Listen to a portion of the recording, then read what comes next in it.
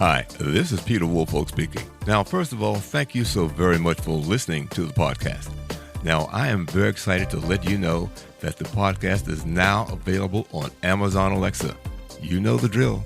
Simply say, Alexa, play Public Relations Review Podcast, and she'll take it from there. And again, thank you for listening. And if you enjoy the program, please become a subscriber. Now, on to the podcast.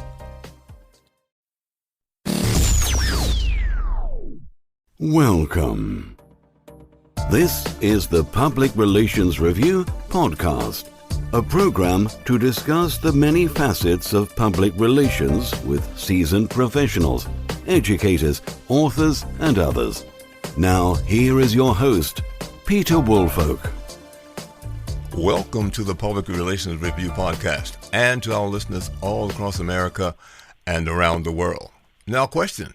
Are you familiar with the term newsjacking? Well, newsjacking appears to be gaining exposure in public relations publications and used by PR practitioners. Obviously, newsjacking has benefits and can work well if used properly in its application. Now, rest easy. My guest today has proven experience in successfully applying and having success with newsjacking. Now, after receiving her degree from the University of Dayton, her PR career began as a desk assistant at ABC News Radio. Later, she worked numerous years at PR agencies, leaving her last as vice president. She now serves as a communications manager at a national healthcare organization. Now, Tara also has a certification in Google Analytics. In addition, she currently serves on the PRSA of Central Ohio's Board of Directors, and she was a member of PRSA's Tech Section Board of Directors. So joining me today from Columbus, Ohio, is Tara Parsell, founder of Media Pros. Tara, thank you so much for being our guest today. Thank you, Peter, for having me. Now, to launch our conversation, why don't you define newsjacking for our audience? So newsjacking is really about inserting your spokespeople or brand into trending news by monitoring the news cycle. Usually when you look at PR, there's a few different. There's the evergreen stories that you're telling, there's the announcements that you're telling, but there's also the trending news and the stories that you can't plan for, but usually your spokespeople can add value to those stories. Mm-hmm. Now, so give us an example of just what you mean by that, adding value to a story. Yeah, so it's me. I first experienced the other side. So I worked at ABC News Radio for a while, and I was responsible for answering the phone in the newsroom. And when breaking news happens in a newsroom, we needed people that could talk about what that news was that was happening now. And because I was working in radio, it was a 24/7 environment. So what was breaking 1 hour would be dead 2 hours later. So we needed people in the moment who could be telling those stories and could be adding their expert knowledge to the subject they're talking about. A lot of that, because news was like major stories. But then at my first agency, when I moved over there, I ended up doing PR for an entertainment magazine. And a big part of my job was newsjacking, which was getting the magazine editors and reporters on the morning shows or cable shows, like Good Morning America, Today Show, to talk about the celebrity news that was happening. So it could be a celebrity death. One of the really big ones that I remember very vividly was when Robin Williams died, because it was a major event that the world was just happening and figuring out what happened at the same time. And so my job was on the bus in New York City, like going to my home, and I saw a news article about it, and I was like, oh no, and I ended up running like the 3 blocks back to my apartment and pitching stories, because newsjacking for entertainment needs to happen within a few minutes. But there's also a lot of other things where it could be a cybersecurity firm, and there's a path, you're expert talking about what is this mean, how can you stop those sorts of things. And then the big one, obviously, coming out of COVID was healthcare professionals and talking about like the different changes that were happening either to mask mandates or just what we know about COVID in and of itself. Those are all examples of different types of newsjacking, I guess. I guess the question for me that comes out of that is that because, as you said, things happen so fast, it seems to me then that you are going to need to have, if you're in a particular agency or have particular clients, who is able to talk about what, and and at what levels, because I would imagine that in some cases there are different levels of an issue. And maybe people don't know all of it about everything, but they have certain areas of expertise in a particular area. So how do you go about setting that sort of thing up? Yeah, I mean, it's really to know who your spokespeople are and have good relationships with them. I think we've all been in a situation where we have pitched someone for a story and the spokesperson is like, I can't talk about that. And that could happen for something that isn't newsjacking and isn't urgent. I've had that happen with podcasts. That could happen at any time. But you have to understand your spokespeople, understand what they can talk about. I usually have a list of who are experts, what can they talk about, and who can they talk to. Because there may be some who can just shoot off a quick response to an outlet over email and say, okay, here's my quote. And they're fine with that, but they might not want to get on the phone and talk to a reporter. There's other people who will jump at the request and have a news crew come to their house so they can do the interview right there. Mm-hmm. But knowing who your spokespeople are, knowing what they can talk about, and understanding if you have people who can talk about it is really important. And then also having their numbers for situations like that. I had a spokesperson recently who I called her. She was in the middle of picking up Chinese food, and she was like, "Okay, I guess I'm going to do it from just sitting out here." But I can't call a lot of spokespeople and just ask them to do that at the drop of a hat. Pardon me. The other thing that comes to mind for me is hearing the news, being aware that something is happening, because as we go through our day on a work day, normally most people in their offices don't have the news on. So how does one prepare, if you will, to be alerted should something like this happen so that you can spring into action? There's really a few ways to do that. And you're right. I think the only job where I've ever actually had the news on and TVs on all day was I was actually working in the news. But there's things that you can expect, right? There are the jobs report comes out monthly. We know that the president is going to talk about something related to COVID coming up, and you can kind of prepare and mm-hmm. know that those things are going to happen, and you buy the news so you can watch it in the moment. And then there's the things that happen out of the blue, and that's the Robin Williams story I was talking about. Is I had Google alerts, or I think that may have been a breaking news email going. And the second I saw it, because I knew that I had to get it on, I got 20 people or 20 different things when that happened. Obviously, it was really big breaking news, and I had a lot of subject matter experts. But someone else had already put out the news, and I knew that I needed to run back to my apartment and get on for that to quickly happen.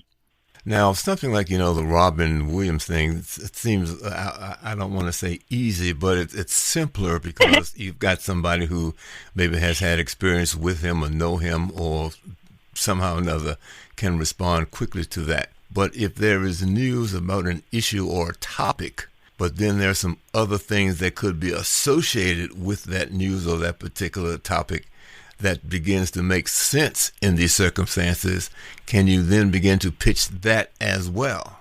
Yeah.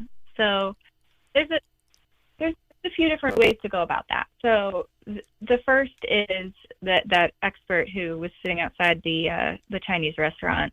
That happened because the FDA had approved something, and at the time she had not done very many interviews, but she knew her field and she knew what she needed to talk about, and I was prepared. I knew that the FDA was going to announce it, so I had pitches ready to go. And I also knew who I was going to go to if that news came out. So that news came out at an 8 p.m. on a Wednesday night, and I was ready to go, and I knew that I needed to say what her credentials were. I had to showcase why she should be the one talking about it. And I had to get into their inbox before anyone else when I knew they were working on a story. Another example would be like COVID. So there are hospitals all over the country who were experiencing the same thing during COVID. So when I was working with a health system, we were pitching stories and trying to get the positive stories about what was happening with COVID, like when the vaccines happened, out to the broader story, the broader community, to like build awareness for like why our healthcare systems were top of their game. And again, everyone else could probably say those exact same things, but it's about knowing who the audience is and why it's important and getting in their inbox first. So I had a spokesperson who I knew could go on TV. I had a story about what was different about, or what could he bring to that particular conversation. And there was news, I think it was like Christmas Eve of 2020. And so like he was able to go on quickly and go on, and because we could kind of pivot and talk and know that he was available to talk about things and he knew his stuff, then he ended up going on a lot more TV following that first one. Okay. Now, we've talked about people being able to build on a particular story or event. Have you seen people who try to get involved in newsjacking that want to pitch something that really doesn't have the value that a reporter might be looking for? It might have some close or distant association with it. Try to do that sort of thing, and to get some time. Yeah, I mean that's the pitfall with newsjacking is you can do it. There are people who can do it really well, and there are people who will try to do it, but if they're not thinking through everything, then it can backfire on them. So there, a lot of times what happens with newsjacking when it doesn't work, obviously it might just wrong person. You might be, the timing might just be off. But if you're trying to pitch something and you're not seeing success, the other thing could be that you might be reaching too far into it. So maybe your news out and your brand could probably talk about that, but that it's pretty. What you're really trying to do is kind of be a commercial for your own brand and connect your brand to the name instead of being a value add to the reporter. Mm-hmm. So you want to showcase that you want to showcase that you have expertise and can talk about the. You don't want to what your company can do in that situation. That's what a profile is for. That's not what newsjacking is for. Another thing that can backfire is if you're taking advantage of situations that are not good situations to take advantage of. So I think anyone who's been in media relations long enough knows that reporters are not shy about going on Twitter, media platforms, and showcasing bad pitches. What you don't want is to take advantage of a tragedy and and say, hey, do you want to talk about my school shootings is coming to mind? Do you want to talk about my security company that could have prevented this school shooting? Mm-hmm. That honestly, there's no way to know that would have done that, and there's no value add to that kind of thing. Like, the situation is already happening. The news wants to talk about how this happened. They don't want to talk about what could have prevented this, especially not right in the moment. So people have to be careful how they go about that, particularly if they don't have the experience of doing it, advanced experience on doing this, because what I'm hearing is that they could commit mistakes with some reporters that they might not be able to retrieve or turn around or reestablish relationships with them if they go about it in the wrong way. Exactly. And for an agency, your job is to be promoting that brand, and you don't want to promote that brand negatively. You want to showcase positive, and you're not going to do that if you then create your own mini crisis based on trying to be a part of a larger story that is not going to reflect positively on your organization. So what I'm also hearing here is that if your organization is considering practicing newsjacking, maybe there should be some rehearsal scenarios before you do it the first time, just to make sure that you're often heading in the right direction, present it the right way, those sort of things, so that you're not caught up in the moment. And again, as we said, the wrong thing comes out, which pulls the plug on the whole effort. Yeah, I think as communications professionals, at least me, I'll get really excited about an idea. And I usually need some kind of checks and balances to send to someone hey, is this a good idea or am I reaching too far? And especially in an agency, having some kind of checks and balances and knowing we looked at this from all angles. Usually there's a crisis person on a team. A crisis person is a great person to look at and see and just make sure that none of this is going to backfire. I think that this is kind of the part of communications where media relations and crisis communication meld well together and work really well together, and it really shows the strategic side of communications. You kind of see what are all the positives to doing this and what are the negatives, and if there are more negatives than positives, you're really not doing the brand any good by continuing with that tactic. So there needs to be some guidelines, and those guidelines need to be understood.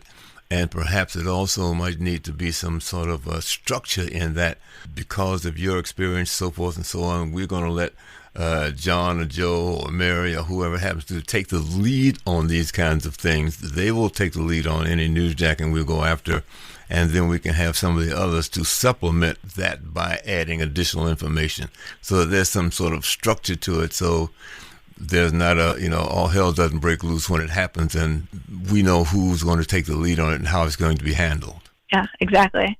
Now, what have you run across any sort of unusual circumstances that where newsjacking wind up being of value to not only to the reporter but also to the organization that was pitching it? Anything unusual ever happened to you or people that you know about? Let me think. Or better still, how about what perhaps might have been your best newsjacking activity? I think that a lot of times with these newsjacking, if you're doing them correctly, you are not just giving value to the reporter, you're also creating awareness for your brand and for your spokespeople. So that there was one time where I pitched something that day. It was the first time I'd ever talked to this reporter, because I had just started working on this account, and I pitched it. I got him the spokesperson who was excellent and showcased she knew what she was talking about, and that turned into a fairly large healthcare outlet then inviting her the next day to be a spokesperson for a panel that he was doing a month later. And that was that at that time she was not well known in the industry, but we used that. All I did was pitch it. She was the spokesperson. She was the expert in her field. But she was able to showcase her knowledge so much with that short, I think the interview only lasted about 8 minutes, that she was asked to do this larger, longer segment, which was pretty cool. I'm trying to think of what other instances have happened. I think the I think most PR people, whether they know it or not, have probably done newsjacking to some extent, especially with everything that happened during COVID. Mm-hmm. The news cycle was just changing so much. You had to jump on stories or kind of anticipate what was going to happen, and understanding that feeling or that you got from that, that's it. COVID changed how we look at media relations and especially newsjacking, and I think it changed it for the better because we think about it more strategically now. Well, Tara, this has certainly been very, very insightful and eye-opening for me as I listened to you explain that. Do you have perhaps any closing words that you would have for our listeners about newsjacking? I'm going to say again, like, I think that in general, a lot of times people mistake media relations for being a tactic and don't really think about the strategic aspect of it. But in and of itself needs to be strategic or you're not going to be successful. And I think newsjacking is one of those opportunities where you can really showcase the strategy and the tactical expertise that needs to be combined to create a good newsjacking experience and also get results from doing that. Well, Tara, let me say thank you so very much for joining us on the Public Relations Review podcast today. We certainly have appreciated your sharing our wisdom with us. And I'd also like to say thank you for all of our listeners for being listeners. And I hope that you've enjoyed Tara's presentation.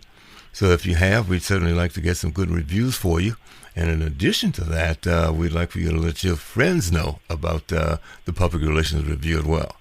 So thank you so much for listening, and we'll look for you at the next edition of the Public Relations Review podcast.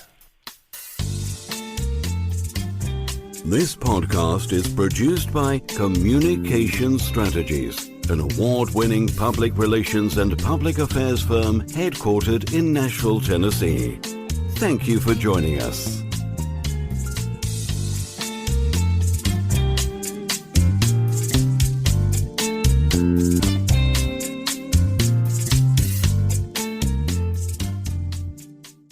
Hello, this is Peter Woolfolk. First, let me say thank you so much for being a listener. Now, I want to alert you to our shiny new podcast website located at podpage.com. However, you can go directly to the podcast site located at publicrelationsreviewpodcast.com. There, you can contact me through email. You can leave a voice message. You can leave a review. You can read an episode blog and frequently learn about the podcast guests. You might also want to suggest podcast topic ideas or even suggest a guest.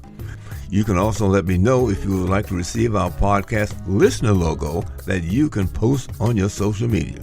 So I look forward to hearing from you about our new podcast website. Thank you so much for listening to the Public Relations Review podcast, and have a great day.